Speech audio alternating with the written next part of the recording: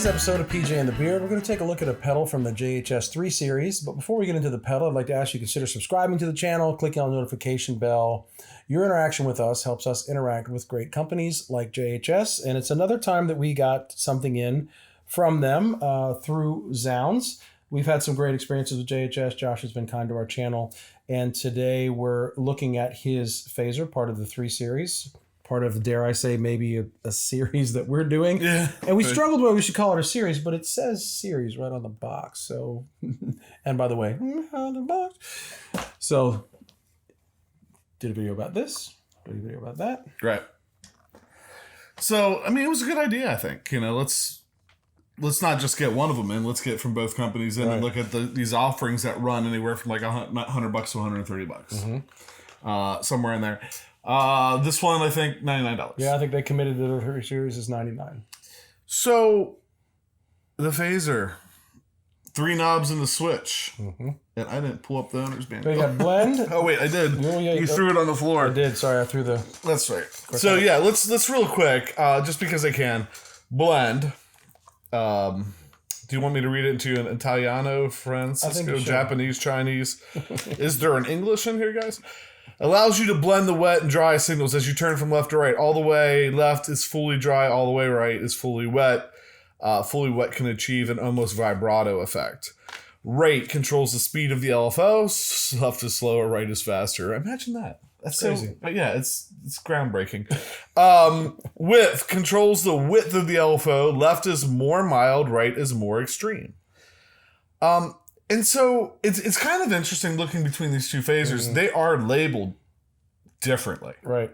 Like they don't that one doesn't have a blend. This one doesn't have a feedback. Like they're approaching the pedals differently, and I think this has got a feedback toggle, but not a controllable. It's either this or that. Right. They sound different. They do. Yeah. We found that with reverb too. Mm-hmm. I don't know. Is it too early in the series to say that? We're finding 2 pedals in. Mm-hmm. They sound different. They do. So it's not like you can buy either or and there's all right. I'm sorry. There's uniqueness to both. The feedback toggle adds resonance to the effect by feeding the output back into the input, creating a more intense phase. So down is less intense, up is more intense. Intense. So what we try to do is we try to compare this to the fundamental, at least because we're going to put a video out where you can see both of them side by side. And because this doesn't have the same things, we try to approach it. There's a light, medium, and heavy on the Walrus Audio. So we tried to mimic that best we could with this pedal. Right. So basically the first 2 clips are going to be kind of a light phase, then a medium phase, and then a heavy phase. Right. It's all just a phase for us. We're going through. Somebody's going to tell us that, they're not just... We tried to say that up front. We know.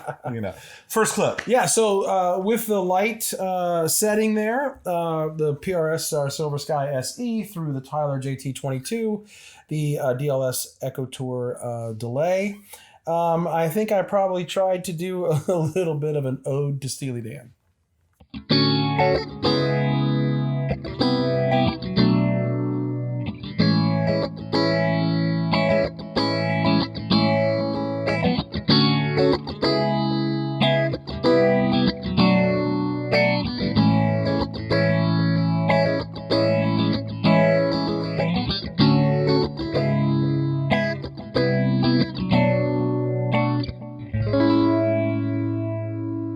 For my first clip, I grabbed my American Stratocaster pickup 2.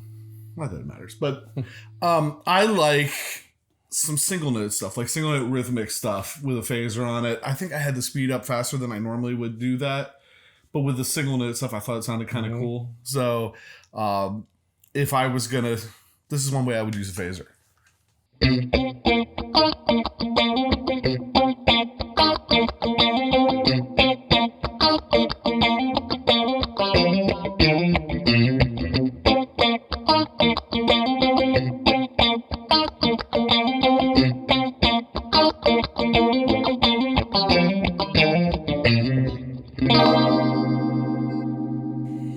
So moving on to what we would consider like the medium setting, if you will. Still with the Silver Sky, still with the Tyler, still with the DLS. I went to something a little different on the settings, and I tried to do something that our buddy Brody and I wrote many moons ago.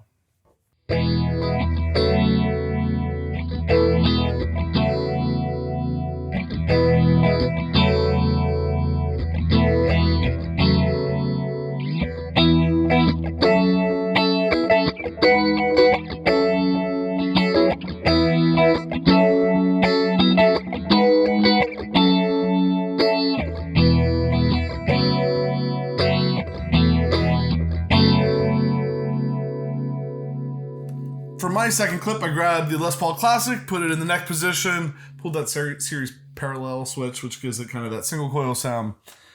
This is the phase sound that I like. Like if I was using the phaser, I like the kind of big, kind of slow phase. It's sitting right in the middle. It's not too heavy, not too light. And I love it for chordal stuff like this.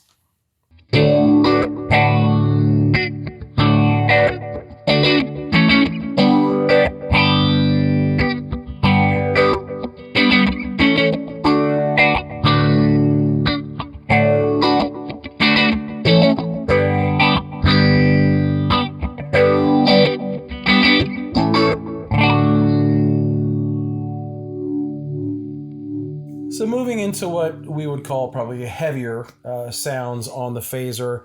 Oftentimes people use, overdrive or a lot of distortion on that, maybe a la Eddie Van Halen, which you're not getting any Eddie Van Halen out of me, unfortunately. But I tried to approach it with high gain. I used the gain changer from Barber Electronics, again, through the rest of the setup. But I grabbed my 95 PRS standard 24 with Dragon pickups. When everything heavy, I go for hot pickups and try to do some harmonics and try to do a couple other things. And this is what I played.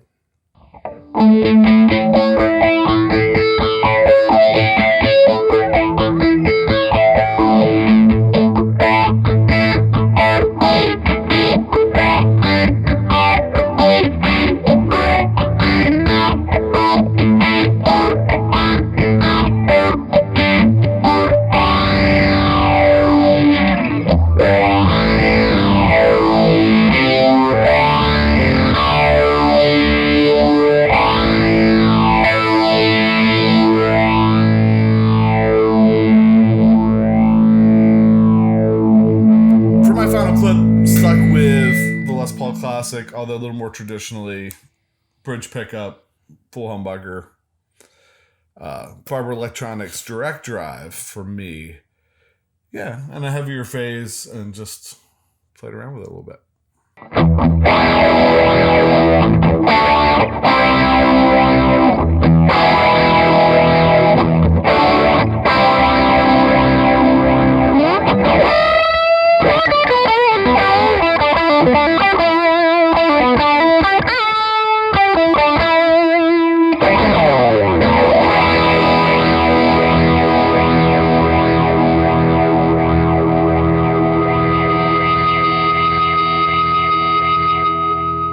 That's our 6 clips running through the JHS phaser. It was kind of fun to sit down here tonight and do that. Get a couple different guitars, a couple different sounds.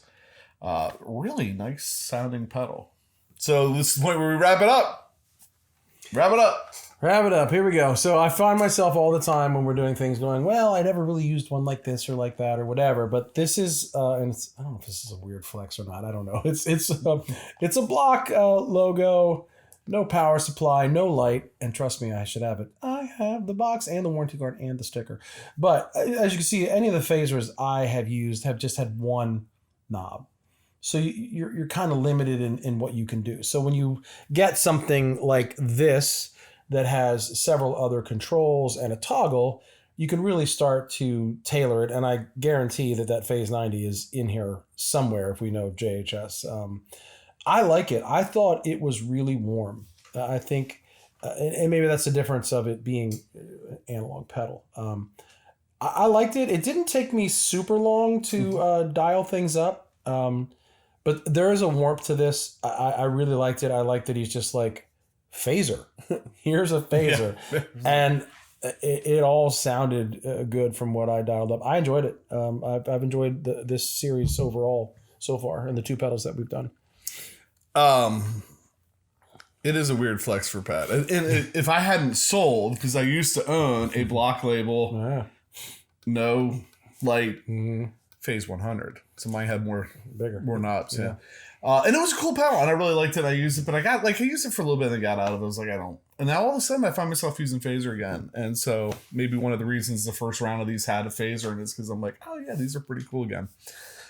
Anyway, I don't have a lot to say. It's a great sounding pedal. It's a $99 pedal. Why didn't they make this stuff 20 years ago? That'd have been a game changer. Right? Where were all the inexpensive, really quality pedals 20 years ago? Anyway, I think that's my story. Shout out to Zzounds for sending it over. We really appreciate that. Really appreciate anybody taking the time to watch. Click the subscribe button, hit the notification bell, leave comments, any of that stuff. Like you said, well, I can't talk tonight.